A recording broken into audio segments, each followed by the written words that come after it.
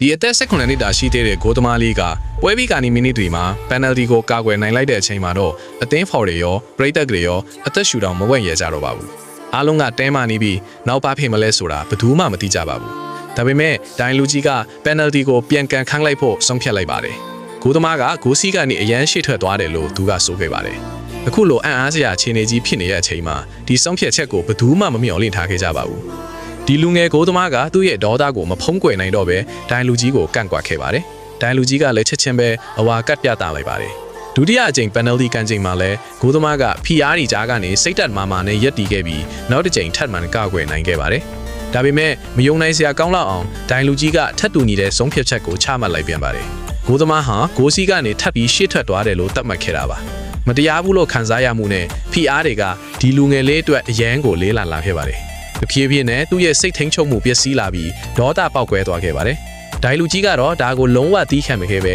ချက်ချင်းအနီကထောက်ပြလိုက်ပါတယ်။ပရိသတ်တွေကအံ့အားသင့်ပြီးတိတ်ဆိတ်သွားခဲ့ကြသလိုကွင်းတစ်ခုလုံးရဲ့အငွေသက်ကလည်းဖိစီးမှုတွေနဲ့ပြည့်နာသွားခဲ့ပါတယ်။ဒီလူငယ်ကိုသမားရင်ဆိုင်နေရတဲ့အခြေအနေဟာဘယ်လောက်ထိဆိုးရွားနေလဲဆိုတာအားလုံးသဘောပေါက်သွားကြပါတယ်။သူ့ရဲ့အမငန်းစွမ်းရည်နဲ့တရေဆန်ဆန်နဲ့ကာကွယ်မှုတွေရှိခဲ့ပေမဲ့နောက်ဆုံးမှာတော့ဖီအားတွေနဲ့အငင်းပွားစရာဒိုင်လူကြီးရဲ့ဆုံးဖြတ်ချက်တွေကသူ့အပေါ်အနိုင်ယူသွားခဲ့ပါတော့တယ်။ဒါကြောင့်တရေဆန်တယောက်ဖြစ်နိုင်ခဲ့တဲ့အခိုက်အတန့်ဟာစိတ်ပြက်ဖွယ်အဆုံးသတ်တစ်ခုအဖြစ်ပြောင်းလဲသွားခဲ့ရပါတော့တယ်။